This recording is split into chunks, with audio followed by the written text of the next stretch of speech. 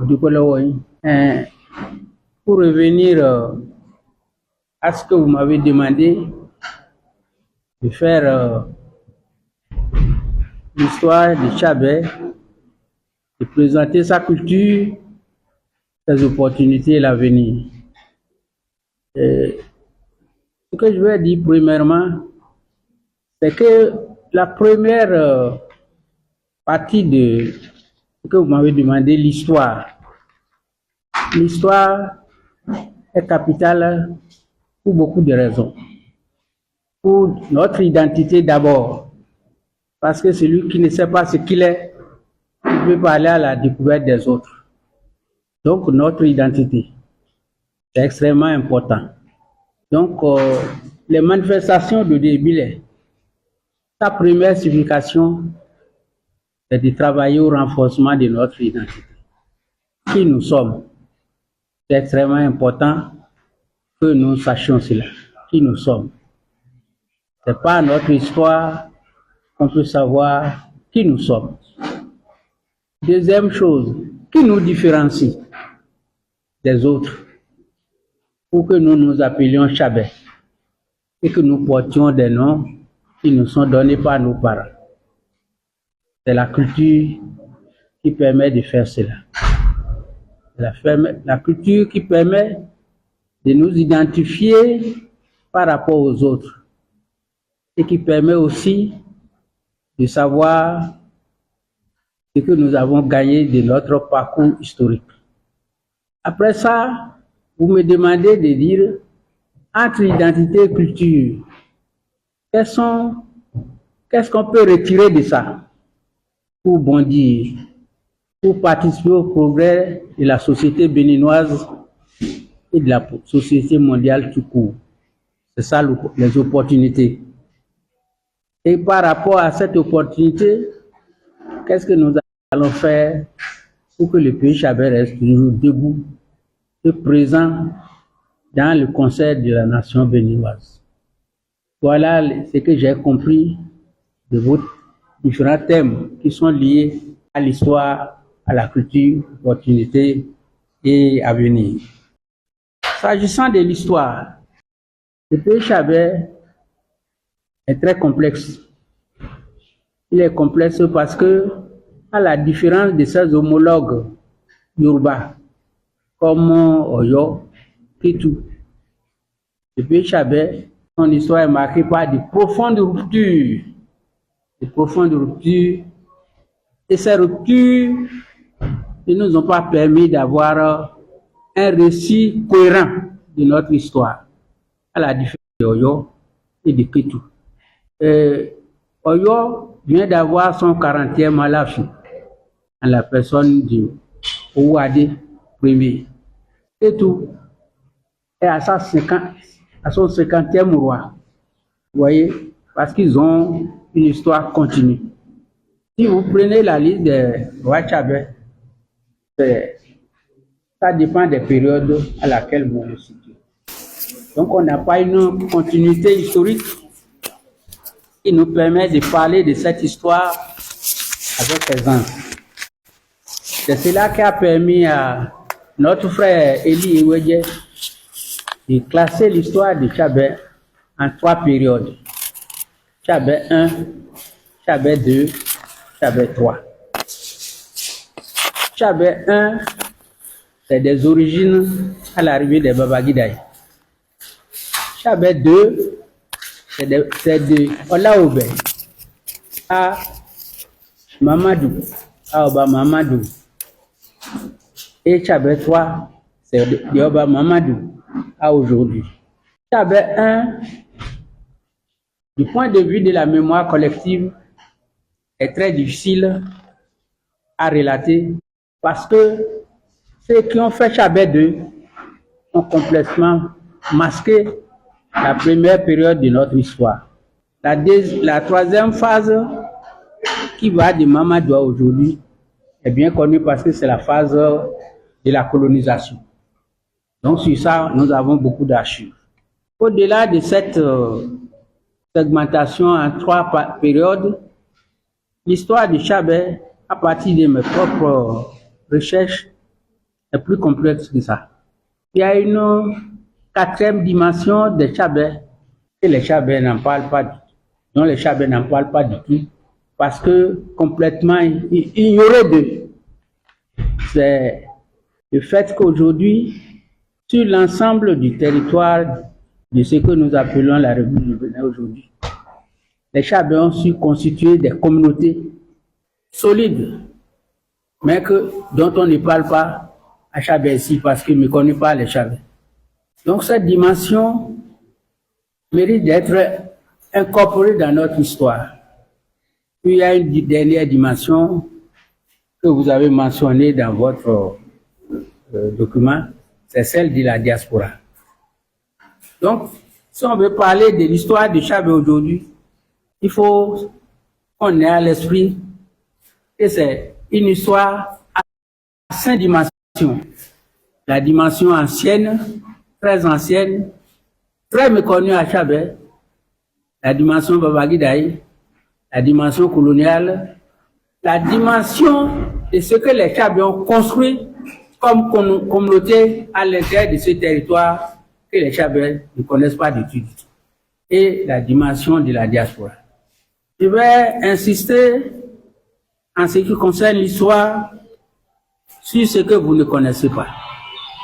Tout le monde connaît l'histoire des Babagidaï. C'est de ça que tout le monde chante. Cette histoire va du 17e à aujourd'hui. Donc, en concurrent le pouvoir Tchadais ici, ils ont construit leur propre histoire.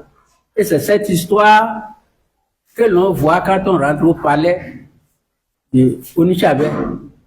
Si vous voyez l'arbre qui est là, vous voyez les noms, c'est la période exclusivement réservée à Babagidaï. Or, cette période, c'est du 17e à aujourd'hui seulement. Or, les Tchadais vivent sur ce territoire depuis des millénaires. Donc, cette période-là, personne n'en parle.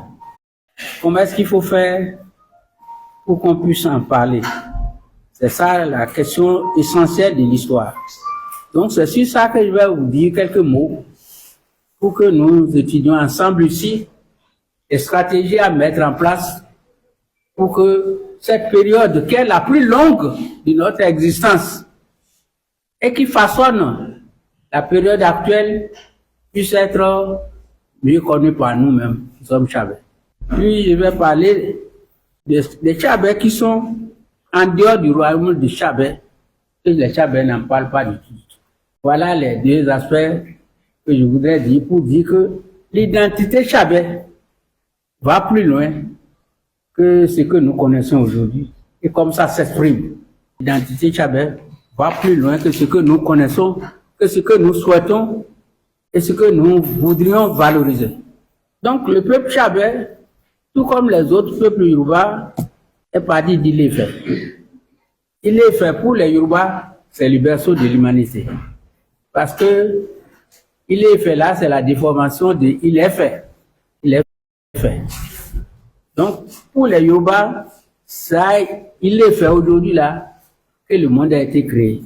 Et le monde là, la tradition dit que Olodumare, le créateur suprême, a envoyé 5 émissaires avec une calebasse de sable et une poule à 4 pattes, et pour descendre du ciel jusqu'à la mer originelle qui était là avant la terre, il leur a donné une chaîne. Par ces chaînes-là qui sont arrivées sur la mer originelle. Et arrivés sur la mer originelle, ils ont versé le sable qui est dans la calebasse et ont mis la poule dessus. Et la poule a commencé à gratter. C'est de là que la terre est apparue. Donc, pour les Yoruba, l'apparition du monde vient de Ile-Ife. Vient de Ile-Ife. Pour ceux qui ne connaissent pas la géographie, Ile-Ife est dans la partie ouest du Nigeria actuel. Il est environ à 400 km de Savè ici, par l'est. Donc, tout est parti d'Ile-Ife. Et il y a eu plusieurs phénomènes qui ont poussé les gens à quitter Ile-Ife. La société Ife, qui est considérée comme la première société mondiale, a subi de très profondes mutations. C'est au cours de ces mutations que les premières migrations se sont opérées entre le premier siècle et aujourd'hui. C'est au cours de ces mutations que un groupe de Yoruba originaires d'Ifẹ̀ a décidé de venir créer Tchàbè que nous voyons là. Ce Tchàbè que les Ifẹ̀-là ont créé n'était pas un royaume. C'est des sortes de cités-États. Des sortes de cités-États autonomes entre eux. Je tiens à dire cela par rapport à la suite de mon propos. Donc, c'est des cités-États, il n'y avait pas de royaume. Et de ces cités-États qui sont une vingtaine, il y a 5 au moins qui ont survécu jusqu'à nous. Il y a Ilé-Tchàbè, il y a Diabata, il y a Kaboa, il y a Kokoro et Klibo. C'est les premières cités-États d'où est partie la création du royaume de Tchàbè par la suite. Donc, ce premier peuplement originaire d'Ilé-Ifẹ̀, c'est ça que les gens connaissent à l'extérieur. C'est cette partie des Tchàbè fondée essentiellement sur la présence des cités-États qui est connue à l'extérieur. À l'extérieur, personne ne parle de Tchàbè des Baba-Ghidaye, à l'exception de Bariba. Donc, c'est extrêmement important que vous sachiez cela. Et cette première partie de notre histoire que nous qualifions de Tchàbè 1, c'est ça, c'est cette empreinte-là qu'on voit partout hors du Tchàbè. Quand vous allez à Ifẹ̀, on vous dira que les Tchàbè, dans toute la communauté Yoruba, les Tchàbè ont un pouvoir magique qui les différencie des autres enfants d'Odùduwà. Donc, on dit Tchàbè Loro. Donc, c'est ce que le bon Dieu lui a donné, ça. Tchàbè Loro. Donc, à cause de ce pouvoir, Tchàbè était très influent dans le monde Yoruba. C'est très influent. Quand il y a des grands problèmes spirituels qu'il faut régler, c'est à Tchàbè qu'on vient régler ici, avec nos premiers Tchàbè. Donc, ils étaient très puissants spirituellement. C'est très puissant. Et ce Tchàbè-là a fonctionné jusqu'à la fin du XVIe siècle. Et ce Tchàbè était très populeux et très dynamique sur le plan économique. Et c'est eux qui ont élaboré les structures politiques traditionnelles que les Baba-Ghidaye ont héritées. Je vais vous dire pourquoi. Donc, y compris la manière de gérer la royauté, les attributs de la royauté, tout ce qui entoure la royauté, c'est à travers les cités-États là que les gens ont élaboré cela. Les Baba-Ghidaye n'ont fait que hériter cela, tel que ça a été élaboré. Et les anciens qui ont collaboré avec les Baba-Ghidaye ont imposé une exigence avant de laisser l'autorité aux Baba-Ghidaye. Que l'autorité chez les Yoruba, c'est à travers la personne d'Odùduwà. Ceux qui n'ont pas de lien avec Odùduwà ne peuvent pas accéder à l'autorité. Et comme les Tchàbè contestaient ce lien aux Baba-Ghidaye, parce que ils ont douté de leur affinité avec les Yoruba, pour la simple raison que les Baba-Ghidaye sont venus du Nord, et même se disent originaires de Boko. Or, Boko n'est pas dans le monde Yoruba.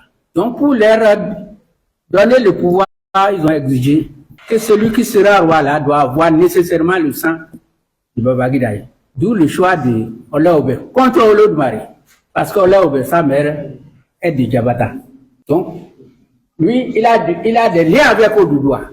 Donc, vous voyez, c'est à partir de cette négociation et cette exigence que les Tchàbè du Baba-Ghidaye, du temps du Baba-Ghidaye, ont pu contrôler le pays Tchàbè. Donc, à travers Jimi, qui est la fille de Kabé, Olu Kabé de Diabata, les anciens qui étaient là continuent toujours de contrôler la superstructure politique en pays Tchàbè. Il faut que nous ayons une très bonne compréhension de cela pour montrer la subtilité des liens sociaux qui entre nous en tant que Tchàbè aujourd'hui. C'est quand les Baba-Ghidaye sont arrivés ici, il y a eu beaucoup de bruit à Ilé-Tchàbè. Les autres cités-États dont je vous ai parlé n'avaient aucun problème. C'est Ile Tchabé qui avait des problèmes. Et pour régler ces problèmes, on a recouru à l'arbitrage de Babangida. Un de mes jeunes frères, Labi, qui est archéologue, a écrit un papier pour dire que ceux qui sont venus du Nord étaient de deux groupes. Il y a les Bariba d'un côté et les Yoruba de l'autre. Et quand ils sont venus, avant de rentrer à Kabwa, ils ont fondé une localité près de Alafia qui s'appelle Aturo. Et à Aturo, les Bariba et les Babangida ne se sont pas entendus. Les Bariba sont allés à Kabwa. Les Yoruba sont directement venus à Ile Tchabesi pour fonder le groupe d'Amoutou. Donc, pour fonder le groupe d'Amoutou. C'est l'Abi qui dit ça. Donc, voilà comment ça s'est passé. Mais c'est les Babagidaï qui ont récupéré le pouvoir. Les Amouchou ont négocié avec eux pour partager le pouvoir. Ça n'a pas marché. C'est ce contentieux qu'on gère jusqu'aujourd'hui entre les Amouchou et les Babagidaï. Donc, les Amouchou qu'on appelle les Omounle là, ne sont pas les Omounle. Ils ont récupéré le titre de Omounle par achat seulement et par négociation avec les anciens Omounle. Les anciens Omounle de Tchabé, selon Palomati, sont constitués de 6 familles. 6 familles. Parmi lesquelles il y a les Chénéi, il y a les Omano, il y a les Kéné, les Kenéon, ainsi de suite. Donc, c'est ceux-là, les panégyriques se terminent toujours par Omoun Tchabé. Quand on les salue, à la fin, on dit toujours Omoun Tchabé. C'est eux qui ont fondé les Tchabé. Et c'est eux qui géraient ça avant la crise. Et pour montrer que c'est vrai, dans les panégyriques de ces 6 familles, il y a d'autres qui ont dit Omouani Kodjola ou Longodjola. Donc, devant la crise, beaucoup ont décliné l'offre. Et ça a créé des problèmes qui ont permis aux Babagidaï de rentrer. Donc, la question des Amoutou et des Babagidaï telle que ça pose, parce que c'est le point le plus sensible de notre histoire, ça. Puisque c'est ça qui a déterminé l'existence des 2 rois aujourd'hui. La question des Amoutou vient d'une grande incompréhension entre le même groupe qui a quitté le Nord, mais qui, dans l'exercice du pouvoir, ils ne se sont pas entendus. Donc, et ce contentieux continue de nous envenimer aujourd'hui. Je tiens à dire cela comme élément essentiel des non-dits qu'il y a dans l'histoire des Tchabé.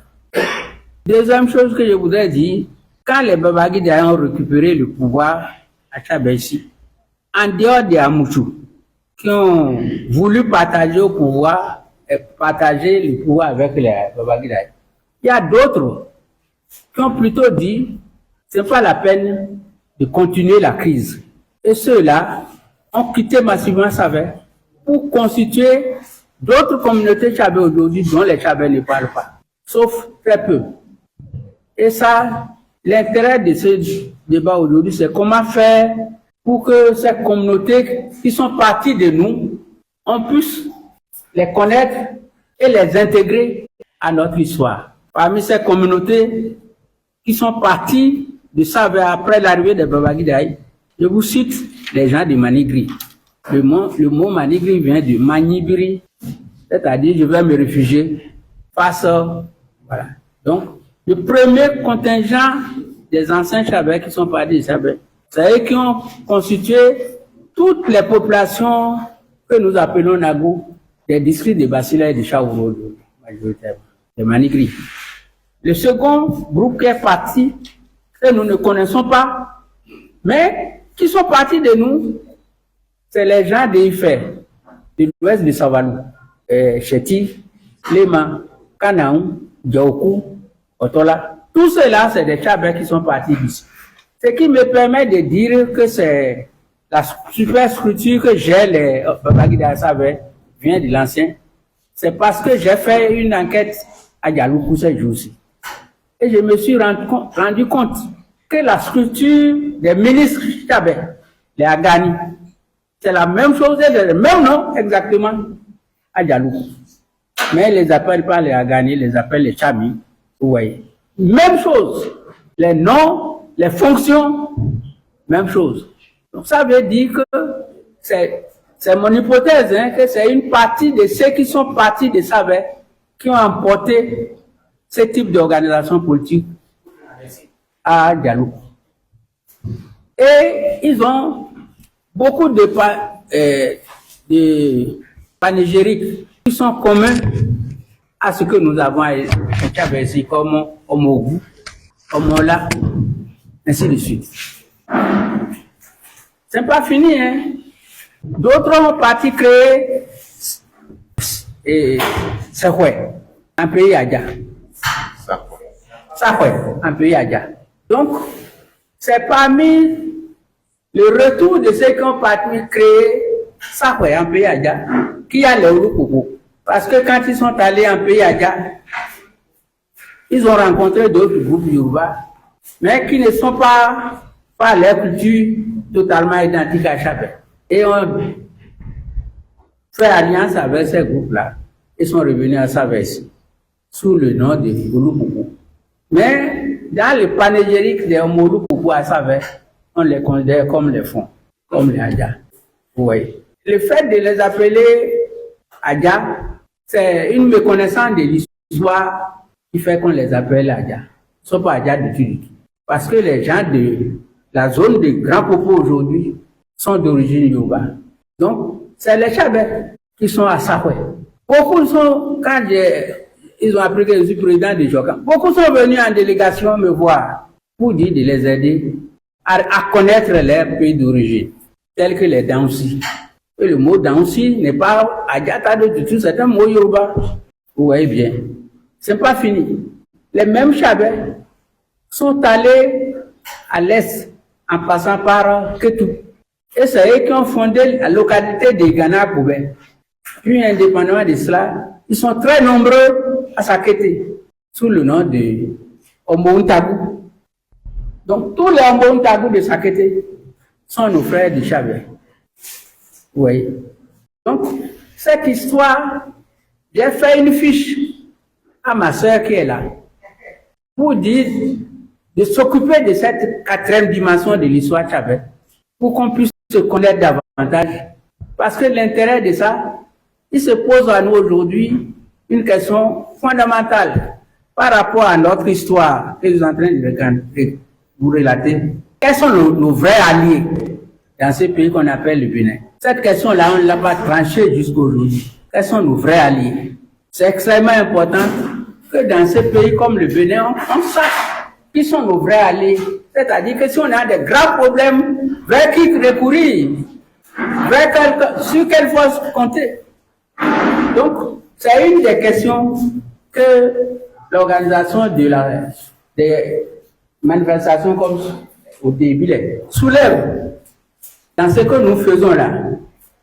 Qui sont nos vrais alliés dans ce pays? Les anciens, avant l'arrivée de Babagidaï, avaient des liens très très serrés avec Ifé. Et tous les rois qui ont quitté Ifé, comme Oyo, comme Ketu, comme Ila, comme Boko, ainsi de suite. Tous les vendredis font les prières pour eux-mêmes et pour leurs ancêtres, qu'est Oudoua. Tous les vendredis. Et quand un des rois prend la calebasse pour verser, il cite tous ses frères. Il cite tous ses frères. Donc, ceux-là, du point de vue alliance, ont cherché à construire la grande famille autour de la personnalité d'Oudoua. Quand les Babagidaï sont arrivés ici, venant du nord, les rapports qu'ils ont eus avec les origines d'où ils sont venus sont des rapports très ambigus. Parce que ça n'a pas été sanctionné par des faits historiques. Vous comprenez bien. C'est pour cela que c'est les Yoruba qui ont travaillé sur cela et les Yoruba disent aujourd'hui que la mère de Babagidaï est une princesse de Niki. Donc, c'est à cause de ça qu'ils cherchent à avoir des liens avec les Chabets. Les Goneshi qui est entre les Bariba et nous là, il faut chercher son origine dans ces assertions-là. Donc, voilà une autre forme d'alliance. Quand on est devenu indépendant ici en 60, les 4 Bariba qui ont géré le pouvoir avec les gens du Sud ont cherché à avoir des alliances avec les Chabais. Et les manifestations de ces alliances, c'est ça qui a fait que un de nos frères, Pierre Radios, a été directeur du cabinet de Maga. Donc ils ont cherché énormément à construire des alliances avec nous. C'est eux qui ont fait la démarche à construire des alliances avec nous. Donc, dans la richesse des alliances aujourd'hui, c'est à nous de voir s'il faut les faire avec les Bariba ou il faut les faire avec nos frères qui sont éparpillés sur l'ensemble du territoire. C'est l'intérêt du débat, ça. Parce que cette question d'alliance, elle devient stratégique pour nous. Donc, voilà ce que je tiens à dire par rapport à cette histoire. Pour conclure sur cette phase-là, que, en tant que préoccupation identitaire, il y a beaucoup de choses que nous devons faire aujourd'hui pour savoir avec qui construire cette identité Chabais. C'est la première conclusion que je tire de ça.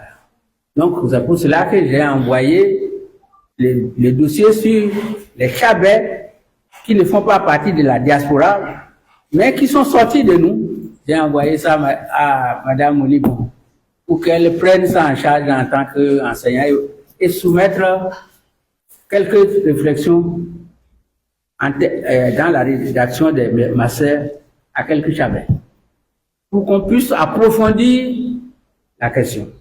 Donc, cette question est fondamentale à cause de notre dimension. À cause de notre dimension.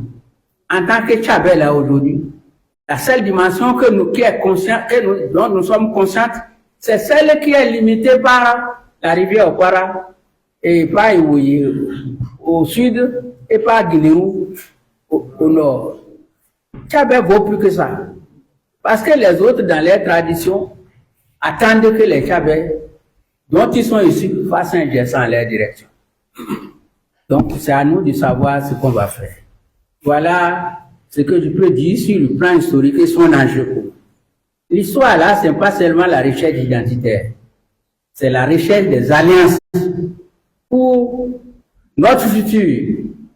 Qui sont nos alliés aujourd'hui? Qui sont nos frères dans ce pays aujourd'hui? C'est la question qui est posée par rapport à ma première préoccupation. Pour revenir à la culture, je vous ai dit que c'est la manifestation de notre différence par rapport aux autres. C'est ça la culture. C'est la manifestation de notre différence par rapport aux autres. Vous voyez, mon frère qui était ici a fait une chanson actuellement. C'est émouvant.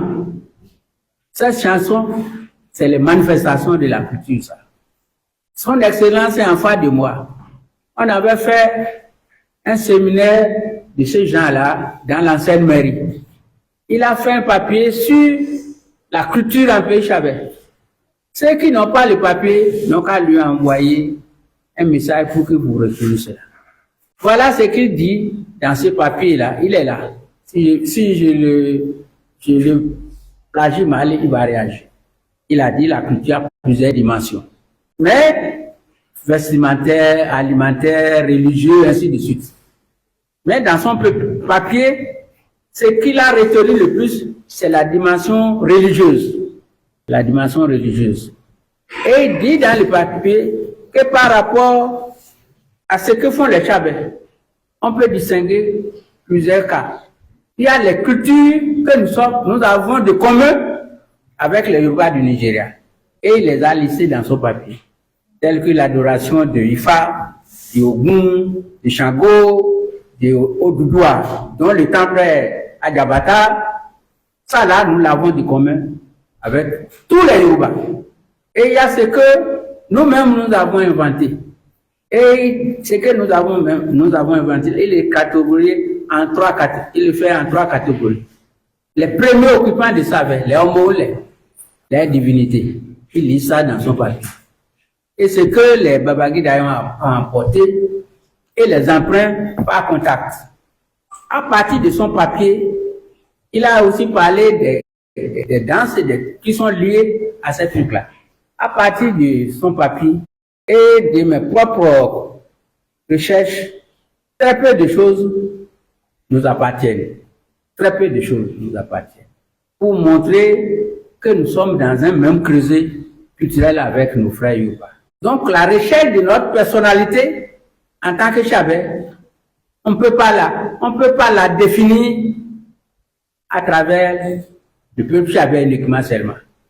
La recherche de notre personnalité est une manifestation commune que nous partageons avec nos frères qui portent le titre de Yoruba. Et je l'affirme d'autant que je suis le président des Yoruba aujourd'hui. Donc, en regardant comment les autres fonctionnent, il n'y a pas de différence. Et il y a une danse qui nous aide, que nous considérons comme propre à nous. C'est le koudou. Mais les Yoruba de Zananado ont les mêmes manifestations. J'étais à une manifestation quand ils ont mis. Mais j'ai dit, mais vous êtes mes frères ici. Vous voyez donc, en faisant les recherches comparatives sur le plan culturel, très peu de choses sont propres au Chabais. Nous avons ça toujours en partage avec les autres. Mais comme on ne connaît pas les autres, on croit que c'est propre à nous. Le Guélédé, là, par exemple. Donc, vous avez mis les trucs ici. Oui. La localité qui fabrique au Bénin ici, les masques du Guélédé, est à Ofia. Ofia, là, n'est pas un peu Chabais, c'est à Kétou. Donc, si c'est Ofia qui fabrique les masques, ça veut dire que nous avons le Guélédé en partage avec les gens de Kétou. Oh, c'est notre fierté ici. Igio, du Nigeria qui est à côté, est en partage avec nous, le Guélédé. Si vous voulez voir la meilleure danse de Guélédé aujourd'hui, c'est à Igio qu'il faut aller. L'argent a déjà prostitué ça au Bénin ici. À Kétou, c'est le père Moulero qui a détruit le Guélédé en voulant le mettre sous la coupe de la Vierge Marie et du Christ. Bon, chez nous ici, c'est les déviations liées à la perte des premiers danseurs de Guélédé. Donc il y a beaucoup d'intronisations qui font que le Guélédé n'est plus à adopter de façon pure aujourd'hui. Bon. En dehors du Guélédé, qu'est-ce qu'il nous reste pour lequel nous pouvons frapper la poitrine? Très peu. Donc, c'est déjà, il ne faut pas régresser, c'est un avantage. Ça veut dire que les possibilités de lier des alliances avec les autres à travers notre culture sont grandes.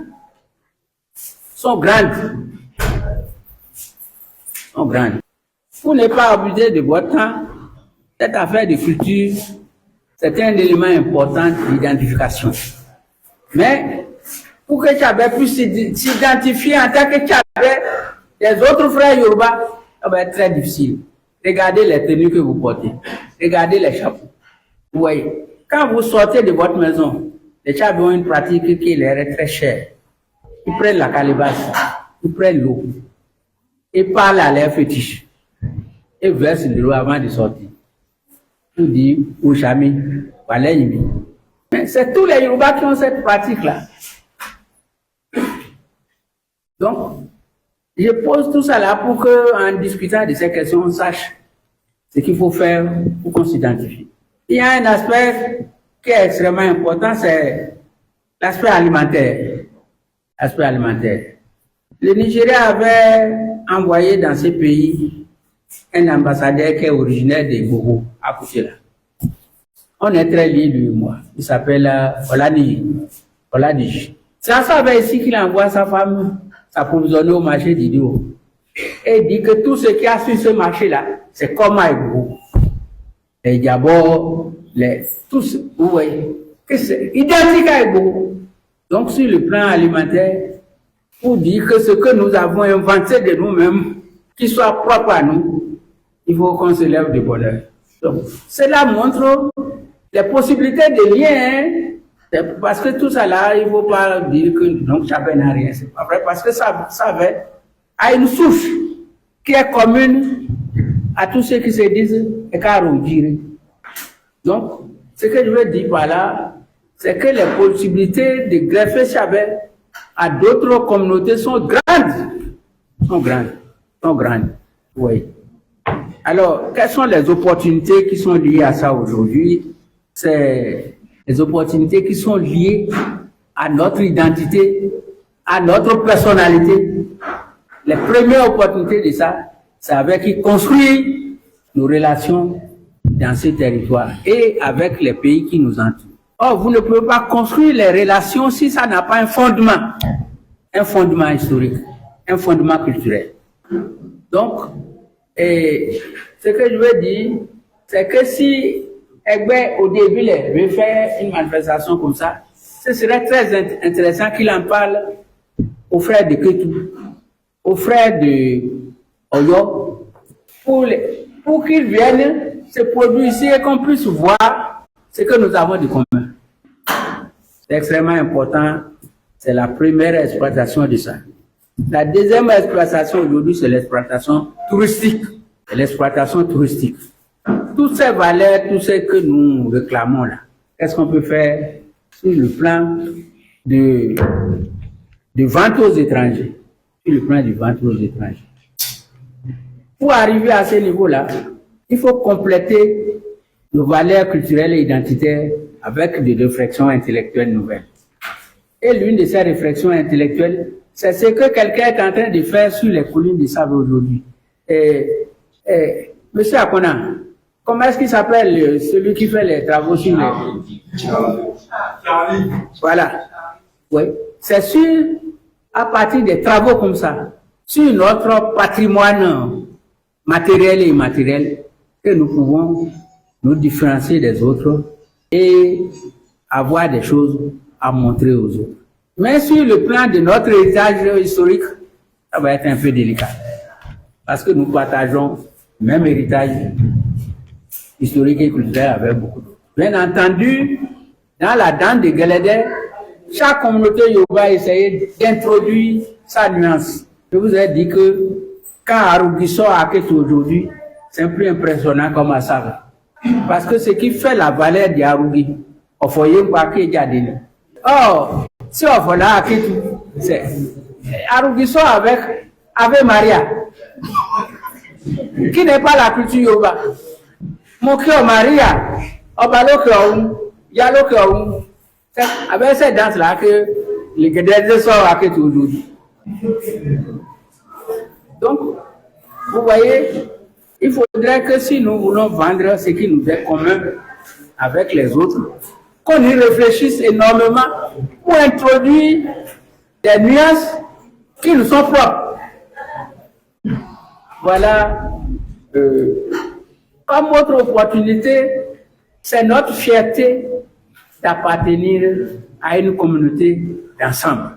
Et sur ce plan-là, les Yoruba, nos frères du Nigeria, font de très grandes choses aujourd'hui. Font de très grandes choses. Ils résistent énormément. Plus que nous, parce qu'ils ont un effet de nombre et ils ont de l'argent. Donc, c'est extrêmement important que nous prenions conscience de cela. Dans le cadre de Jocan que je préside, nous avons beaucoup de contacts avec la communauté Yoruba dans le monde aujourd'hui. Et tout ça là, tous se battent pour résister aux méfaits de la colonisation. Donc moi, je pense personnellement que pour une manifestation comme eux, on doit nécessairement se joindre ces mouvements-là et aller ensemble. Joindre ces mouvements et aller ensemble. Les Yoruba font des recherches aujourd'hui sur des domaines qui nous intéressent énormément. La langue Yoruba. Pour que nous ne parlions pas, nous ne parlons plus la langue d'autres. J'ai vu mes frères au Nigeria faire des discours d'une heure de temps en Yoruba, sans un seul mot d'anglais. Ça ne vient pas fortuitement, c'est les effets d'école, ça. J'ai vu mes frères inventer des formes de sécurité qui n'ont rien à voir avec la police d'origine occidentale, telles que Amotekun. Donc ils sont à la recherche de la valorisation de leur personnalité par rapport à ce que l'Occident nous a inculqué, qui sont des choses qui ne sont pas du tout prenables dans certains domaines. Donc, au début, il faut que vous les associez à vos manifestations pour qu'on partage ce qu'il y a de commun avec nous et qu'on voit comment est-ce qu'on va l'améliorer.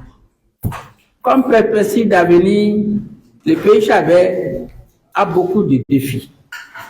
Je vais relever quelques-uns pour qu'on voit comment est-ce qu'on va les régler. Le Chabais, circonscrit à sa limite administrative actuelle, a un défi d'accueil d'étrangers. Donc il faut savoir gérer cela. C'est extrêmement important. Ce défi d'accueil étranger a tendance à nous rendre minoritaires dans notre propre patrimoine matériel. Or, sans la terre, il n'y a pas d'identité. Vous voyez, dans Ebil est là, il y a Hélène, non? Il est là, la terre est là. Est-ce qu'elle nous appartient encore aujourd'hui? C'est le premier défi de la migration. C'est la première question à laquelle, dans ce débat scientifique, on doit réfléchir ça. Parce que sans la terre, on n'a pas d'identité. Il est Tchabé. Est-ce qu'il est Tchabé appartient encore au Tchabé aujourd'hui? Ça, c'est le premier défi qui est posé à nous. Est-ce qu'il est Tchabé? L'on est Tchabé. Est-ce qu'il est Tchabé? Ça nous appartient aujourd'hui. Or, sans la terre, il n'y a pas de pays, il n'y a pas d'identité. Ça, c'est le premier point sur lequel je voudrais attirer votre attention. Et ce premier point me paraît extrêmement urgent pour que nous sachions ce qu'on va faire pour qu'il ait Tchabé. Demain, il est Tchabé. Ça, c'est le premier point. Le second point, les structures de manifestations culturelles dont la base est la famille. Est-ce que ces familles-là sont encore debout? Est-ce que les enfants parlent Tchabé? Est-ce que les enfants, pour saluer les mères et les pères, s'agenouillent ou s'inclinent? Parce que si tout ça est perdu, parler de culture Tchabé, c'est rêver. Est-ce que la femme en allant donner à manger à son mari s'incline? En allant lui donner de l'eau, est-ce qu'elle s'incline?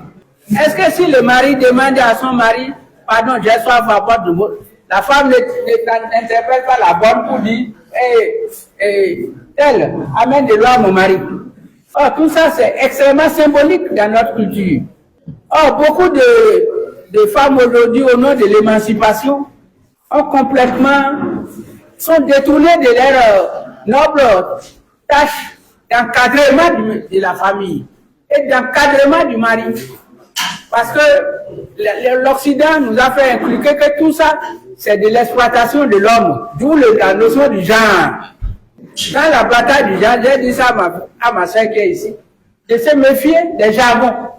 Dans notre société à nous, c'est la femme qui est la plus importante. Mais les Européens nous ont fait croire que la femme est à l'arrière-garde aujourd'hui. Je ne connais pas un chef en pays Tchabé qui sans ça, sa reine-mère peut rester debout. Je ne connais pas. Donc, venez nous dire que les femmes sont mal exploitées, mal ceci, dans la société Yoruba. Vous voyez que c'est de la désinformation. Donc, la famille, le défi de la famille, pour que notre culture puisse rester debout. D'accord? Le défi de la famille, à partir d'une éducation qui tient compte de nos acquis culturels. Mais aujourd'hui, si vous voulez faire ça, les enfants m'ont dit, papa, tu es dépassé, le monde n'est plus comme ça. Ah. D'accord. Et je vais vous dire une chose. Les Européens viennent de prendre une loi. Les enfants ne peuvent pas porter le portable s'ils n'ont pas 17 ans. Donc, vous voyez, les Européens même savent très bien là où ils vont. Enfin, pour terminer, parce que ça fait longtemps que vous m'avez donné une heure, ça fait longtemps que je parle, le plus grand défi pour nous, c'est ça que j'ai dit au départ. Là. Comme ce pays fonctionne aujourd'hui, on ne peut plus rester seul à parler Tchabé. Mais dans la recherche d'ouverture sur le monde béninois, qui peuvent être nos alliés pour mener les mêmes combats? C'est la question de fond, ça. Pour ne pas abuser de vos temps. Voilà ce que je voudrais dire par rapport à ce que vous m'avez demandé dans cette conférence inaugurale. Premièrement, restituer la vraie dimension du peuple Tchabé. Restituer la vraie dimension du peuple Tchabé. Deuxièmement, partager les valeurs culturelles qui sont communes avec nos frères urbains. Et si nous voulons promouvoir le tourisme, que nous essayons dans cette culture commune-là d'y mettre notre propre cachet et non de consommer les autres. Donc, de tout ce que je viens de dire, pour moi, l'élément le plus important qu'il faut sortir de cela, c'est comment maintenir notre identité intacte pour que nous continuions à nous présenter comme Chabais. Et ça là, il faut que nous réfléchissons à ce que nous allons faire de nos patrimoines, matériels et immatériels. C'est extrêmement important. Sur certains de ces patrimoines, comme ce qu'évoque mon frère Edon dans son papier à propos des religions, les analyses sont équivoques aujourd'hui à cause de l'influence des religions importées. Les analyses sont équivoques. Or, les meilleures danses et les meilleurs folklore qu'on peut trouver en pays Chabais aujourd'hui, c'est à travers les festivités réservées aux dieux. Combien de festivités sont organisées en pays Chabais aujourd'hui à propos de nos dieux? Le cas le plus tragique est celui de Djabata avec Oduduwa. Vous savez, jusqu'en 1970, tous les villages Chabais se réunissent à Djabata au cours d'un festival Oduduwa qui dure 3 mois. Est-ce que ça existe encore? Pourquoi ça n'existe plus? C'est des questions que je soumets à votre aimable attention. Je vous remercie de m'avoir écouté.